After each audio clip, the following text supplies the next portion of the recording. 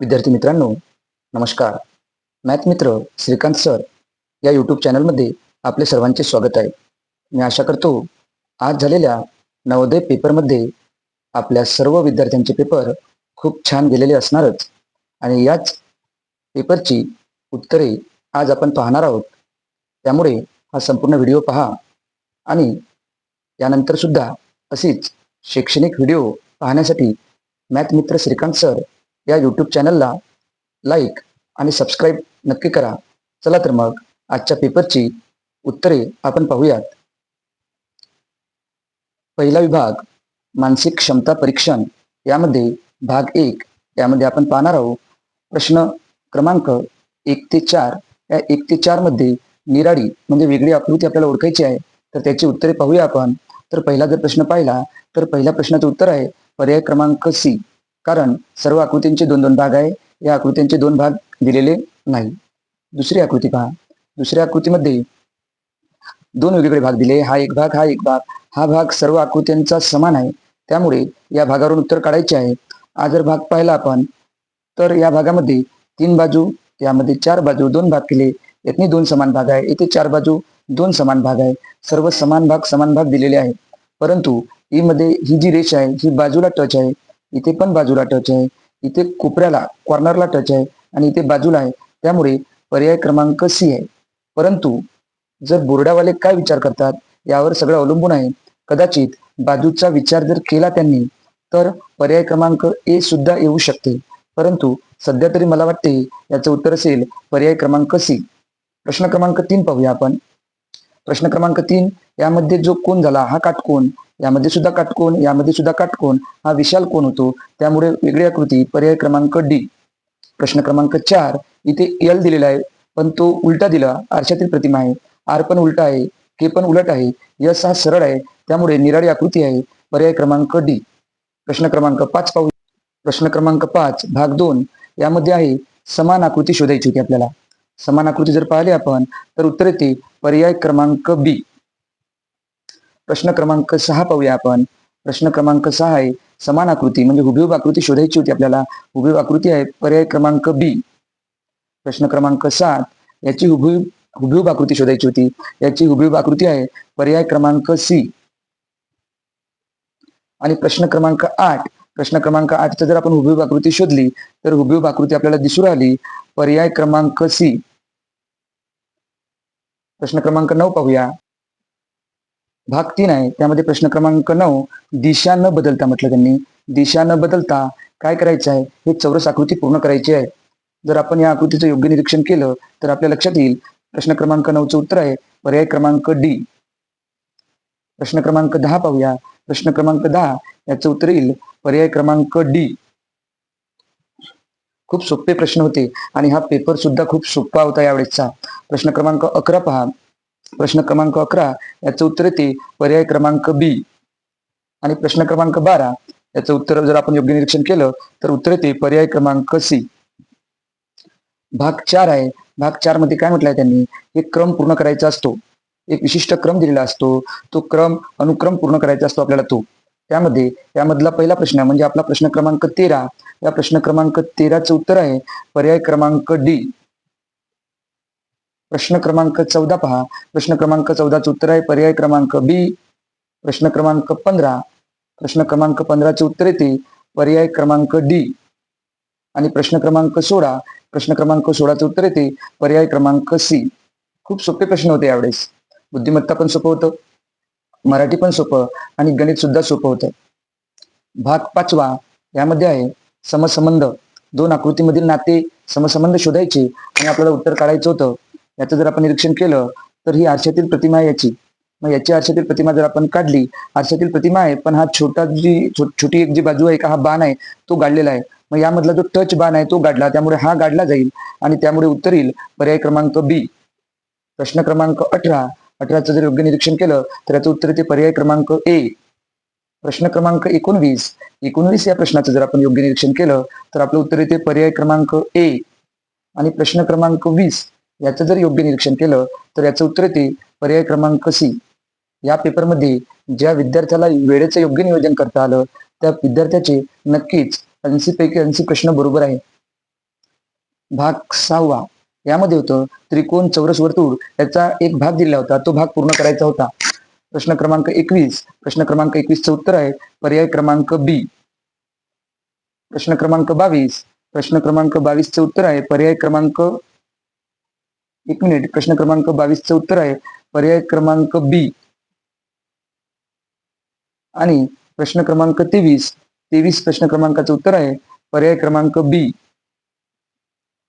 प्रश्न क्रमांक 24चं उत्तर आहे पर्याय क्रमांक ए. भाग 7. प्रश्न पाहू आपण. 25 ते 28 प्रश्न पाहायचे आहे आणि हे प्रश्न आहे आरशातील प्रतिमा पाहायची आहे. प्रश्न क्रमांक 25 याचं उत्तर आहे पर्याय क्रमांक बी. प्रश्न क्रमांक 26चं उत्तर आहे पर्याय क्रमांक बी. प्रश्न क्रमांक 27चं उत्तर आहे पर्याय क्रमांक ए. प्रश्न क्रमांक 28चं उत्तर आहे पर्याय क्रमांक बी. भाग 8 पाहिला तर आपल्याला घडी घाला आणि घडी उलगडा. घडी उलगडण्यावर जी आकृती बनते ती आकृती आपल्याला शोधायची असते. प्रश्न क्रमांक 29चं उत्तर येते पर्याय क्रमांक बी. प्रश्न क्रमांक 30चं उत्तर येते पर्याय क्रमांक बी. प्रश्न क्रमांक 31चं उत्तर येणार आहे पर्याय क्रमांक डी. आणि प्रश्न क्रमांक 32चं उत्तर येणार पर्याय क्रमांक सी. भाग 9 हा 9वा भाग आहे. तुकडे जोडून आकृती बनवायची आपल्याला. तर प्रश्न क्रमांक 33चं उत्तर येते पर्याय क्रमांक बी. प्रश्न क्रमांक 34चं उत्तर आहे पर्याय क्रमांक बी. प्रश्न क्रमांक 35चं उत्तर आहे पर्याय क्रमांक ए. आणि प्रश्न क्रमांक 36 याचं उत्तर आहे पर्याय क्रमांक सी. बुद्धिमत्तामधील सर्वात शेवटचा भाग 10 यामध्ये होतं लपलेली आकृती शोधा. लपलेली आकृती शोधायची होती आपल्याला. प्रश्न क्रमांक 37 याचं उत्तर आहे पर्याय क्रमांक ए. प्रश्न क्रमांक 38 याचं उत्तर आहे पर्याय क्रमांक बी. प्रश्न क्रमांक 39चं उत्तर आहे पर्याय क्रमांक ए. आणि प्रश्न क्रमांक 40 सर्वात शेवटचा प्रश्न क्रमांक 40 याचं उत्तर आहे पर्याय क्रमांक बी. या 40ही प्रश्न सोपे होते. फक्त या 40 प्रश्नामध्ये एक प्रश्न आपण पाहिला तर तो थोडा किचकट होता. किचकट म्हणजे त्याचे 2 उत्तर येऊ शकतात, पण बाकी सगळेच्या सगळे प्रश्न खूप सोपे होते. आपण पुढला विभाग पाहू, गणित. गणिताची उत्तरे पाहूया आपण. प्रश्न क्रमांक 41. 999 आणि 9999 यांचा जर गुणाकार केला तर आपल्या उत्तर येईल पर्याय क्रमांक सी. खूप सोपे प्रश्न होते सर्व. 64 च्या सर्व अवयवांची बेरीज, सर्व फॅक्टरची बेरीज केली तर आपलं उत्तर येणार पर्याय क्रमांक सी 127. प्रश्न क्रमांक 43. प्रश्न क्रमांक 43. 6.082 प्लस 60.82 प्लस 608.2 वजा 0.6082 हे सोडविल्यास प्राप्त होईल. हे जर आपण योग्य पद्धतीने सोडून पाहिलं तर याचं उत्तर येणार आहे पर्याय क्रमांक बी. प्रश्न क्रमांक 43 पाहूया. प्रश्न क्रमांक 44 पाहूया. 1 आणि 11 यांच्यामध्ये किती मूळ संख्या आहेत? तर याचं उत्तर येईल पर्याय क्रमांक बी. 4 मूळ संख्या आहेत. प्रश्न क्रमांक 45. 0.2 आणि 0.03 चा गुणाकार, याचा गुणाकार केला आपलं उत्तर येते पर्याय क्रमांक ए. प्रश्न क्रमांक 46. 20 आणि 30 चा सर्वात मोठा समान अवयव, याचा मोठा अवयव काढायचा होता आपल्याला आणि सर्वात मोठा, तर याचं उत्तर येते पर्याय क्रमांक सी. प्रश्न क्रमांक 47. याचं उत्तर पहा. 0.238 चा अपूर्णांक आहे, याचा जर आपण या दशांश पूर्णांकाला जर अपूर्णांकामध्ये रूपांतर केलं तर याचं उत्तर येते पर्याय क्रमांक ए. प्रश्न क्रमांक 48 हा खूप सोपे सोपे गणित होते. याही पेक्षा कठीण गणितांचा सराव आपण मॅथ मित्र श्रीकांत सर या चॅनलवर व्हिडिओच्या माध्यमातून आपण सराव केलेला होता. त्यामुळे मला असं वाटते की आपले हे सर्व प्रश्न बरोबर आले असतीलच. प्रश्न क्रमांक 48 याचं उत्तर येते पर्याय क्रमांक सी. प्रश्न क्रमांक 49 उत्तर येते पर्याय क्रमांक सी. प्रश्न क्रमांक 50 जर उत्तर काढलं आपण तर 50 उत्तर येते पर्याय क्रमांक बी. प्रश्न क्रमांक 51 काय होता? 0.1 गुणेला 0.1 गुणेला 0.1 यांचा जर आपण गुणाकार केला तर आपलं उत्तर येणार पर्याय क्रमांक बी. प्रश्न क्रमांक 52 पहा, एका दुकानदाराने 200 रुपयात एक घड्याळ विकत घेतलं आणि 40 रुपयांचा नफा घेऊन विकलं. घड्याळाची विक्रीची किंमत किती आहे? तर याचं उत्तर येते प्रश्न क्रमांक 52 उत्तर आहे पर्याय क्रमांक सी. प्रश्न क्रमांक 53, एका फळ विक्रेत्याने 1500 रुपयात सफरचंद विकत घेतले आणि त्यांना दुकानापर्यंत आणण्यासाठी 100 रुपये खर्च केले. म्हणजे ही सुद्धा 100 रुपये खरेदी किंमत, ही पण खरेदी किंमत. त्याने ते सफरचंद एकूण 2236 रुपयात विकले. त्याला एकूण किती नफा झाला? तर याचं उत्तर येते बी, पर्याय क्रमांक बी. आपण या सर्वच गणिताच्या प्रश्नांचे स्पष्टीकरणासह व्हिडिओ बनवणार आहे. हा व्हिडिओ पहा, समजून घ्या आणि उद्या आपल्याला नवीन व्हिडिओ मिळेल. त्यामध्ये या सर्वच प्रश्नांचे गणिताचे स्पष्टीकरण तुम्हाला समजावून सांगितले जाईल. प्रश्न क्रमांक 54 पहा, एक पंचकोनी परिमिती 80 सेमी असून एका पंचकोनाची परिमिती त्याच्या 4 बाजूंची लांबीची बेरीज, 4 बाजूंची बेरीज दिली, ही 5 बाजूंची बेरीज आहे, परिमिती म्हणजे बेरीज होती. या दोघांची वजाबाकी करायची होती आपल्याला. त्यामुळे 5व्या बाजूंची लांबी म्हणजे त्या 54चं उत्तर येते पर्याय क्रमांक डी. प्रश्न क्रमांक 55 पाहूया, पुढील पदावलीत लुप्त म्हणजे लपलेली संख्या कोणती? म्हणजे 58,394 वजा 86 बरोबर या दोघांचा गुणाकार. हे जर तुम्ही व्यवस्थित सोडवलं, याचं जे उत्तर येणार या गुणाकाराचं सुद्धा ते उत्तर यायला हवं. यांची वजाबाकी करायची होती आणि या 86ने त्याला जर भागलं असतं तर आपल्याला ही संख्या मिळाली असती. म्हणजे 55चं उत्तर येते पर्याय क्रमांक ए. प्रश्न क्रमांक 56 पहा, 56 आहे, एक रेल्वेगाडी दिल्लीहून जयपूरला जाण्यासाठी सकाळी 10:45 वाजता सुटते आणि संध्याकाळी 3:30 वाजता जयपूरला पोहोचते. प्रवासाचा कालावधी आहे, प्रवासाला किती वेळ लागला? तर या प्रश्नाचं उत्तर येते पर्याय क्रमांक बी. आणि प्रश्न क्रमांक 57, एका डब्यात 500 अंडी होती, त्यापैकी 3/25 इतकी अंडी फुटलेली निघाली. एकूण अंड्यापैकी 1/5 अंडी पाहुण्यांसाठी राखून ठेवायची आहेत. उरलेल्यांपैकी आता किती अंडी वापरता येईल? म्हणजे 500 पैकी एवढी अंडी एक भाग पाहुण्यासाठी ठेवून दिला आणि 3 भाग फुटली. आता उरली किती अंडी? जेवढी उरली तेवढीच वापरता येईल. त्यामुळे प्रश्न क्रमांक 57चं उत्तर येते पर्याय क्रमांक सी. प्रश्न क्रमांक 58, 115 कुटुंबाच्या पाहणीतून प्रत्येक कुटुंबात किती मुले आहेत यांची आकडेवारी मिळून ती खालील आकृतीत दाखविण्यात आली आहे. आकृतीच्या आधारे शोधा की किती कुटुंबात अजिबात मुले नाहीत. 115 कुटुंबाचं सर्वेक्षण केलं आणि त्यामध्ये किती कुटुंबात मुले आहे यांची आपल्याला संख्या दिली आहे आणि आपल्याला शोधायचं आहे मुले नाहीत. मग 20 कुटुंबात एक नंबर दिलेला आहे, हे मुलांची संख्या दिलेली आहे.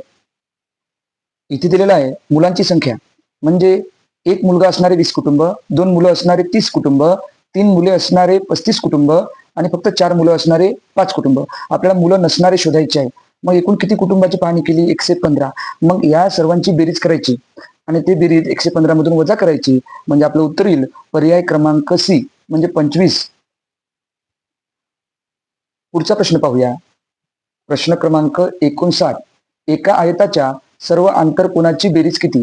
तर आयताच्या आंतरकोनांची बेरीज खूप सोपा प्रश्न होता. याचं उत्तर आहे पर्याय क्रमांक ए, 360. आणि शेवटचा प्रश्न गणितामधला, एक संपूर्ण कोणाची बेरीज असते 360 आणि त्यामध्ये रिकामी जागा याच्या समान असतो. एक काटकोन 90 आहे, 2 काटकोन, 3 काटकोन, 4 काटकोन, म्हणजे याचं उत्तर येते पर्याय क्रमांक डी. यानंतर पुढचा विभाग पाहूया, भाषा विभाग. त्यामध्ये परिच्छेद 1 उतारा 1 हे उतारे सुद्धा खूप सोपे होते आणि याचे उत्तर पण खूप सोपे होते. तुम्ही एकदा परत उताराचे आकलनपूर्वक वाचन केलं तर तुम्हाला हे सर्व प्रश्न बरोबर आले असतीलच. यामधले आपण प्रश्न पाहूया. प्रश्न क्रमांक 61. सोनम रिकामी जागा सोबत दुकानात गेली होती तर ती आपल्या वडिलांसोबत दुकानात गेली होती.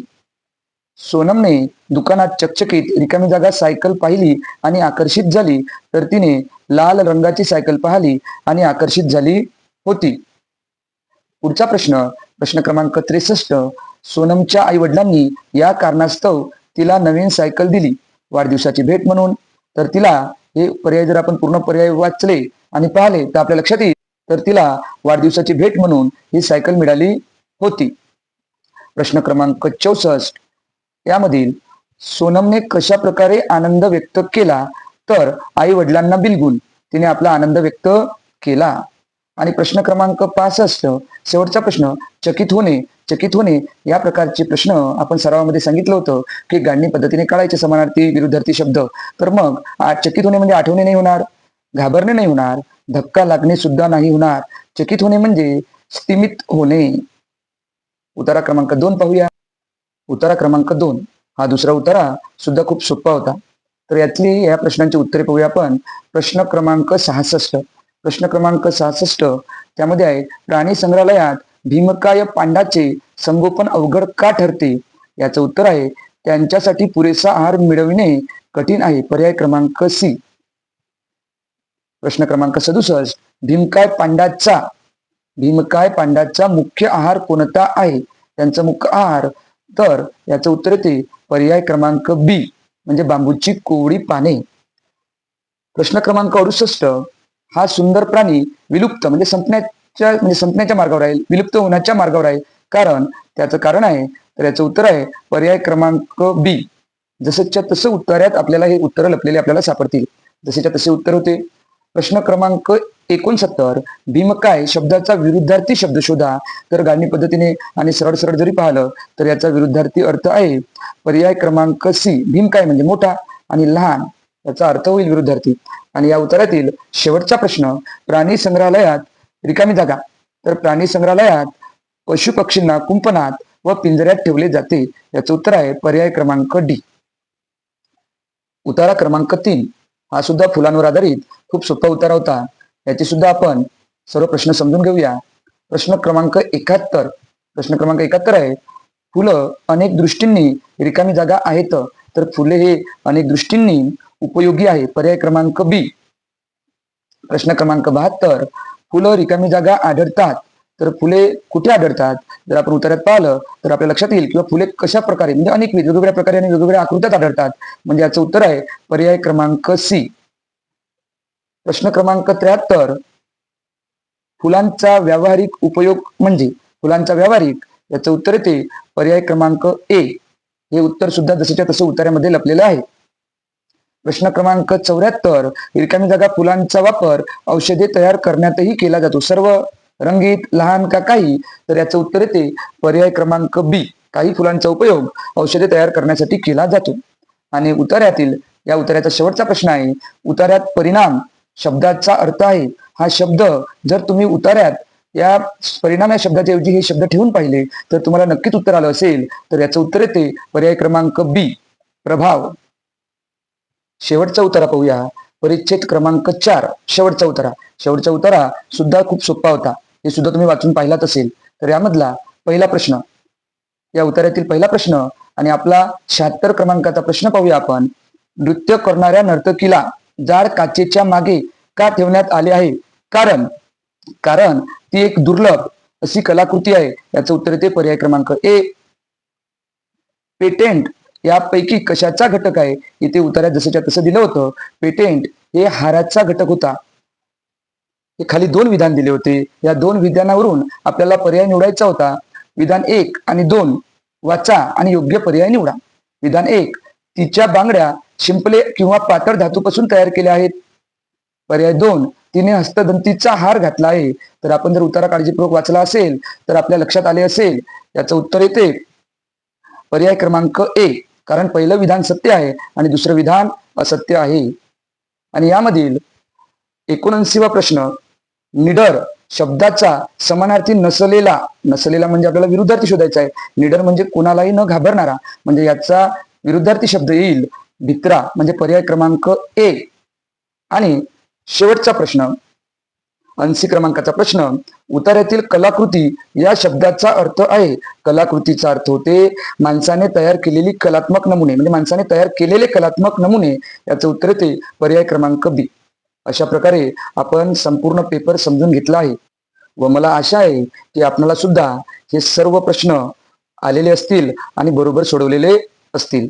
एकदा आपला पेपर पूर्ण चेक करून घ्या, समजून घ्या आणि जर काही कन्फ्युजन असेल तर मला तुम्ही कमेंटमध्ये विचारू शकता. हे गणिताचे सगळे प्रश्न पाहून घ्या. या गणिताच्या सर्व प्रश्नावर आपण एक स्पष्टीकरणाचा व्हिडिओ सुद्धा बनवणार आहे. तर स्पष्टीकरणाचा व्हिडिओ सुद्धा समजून घ्यायचा. आणि आता पेपर झालेला आहे त्यामुळे एखादी चूक झाली असेल तर त्याचा जास्त विचार करायचा नाही, कारण ही आपल्या जीवनातील परीक्षा, पहिली परीक्षा आहे. अशा खूप साऱ्या परीक्षा आपल्याला द्यायच्या आहे आणि आपल्याला यशस्वी व्हायचं आहे. मराठीची सुद्धा एकदा उत्तरे चेक करून घ्या, समजून घ्या.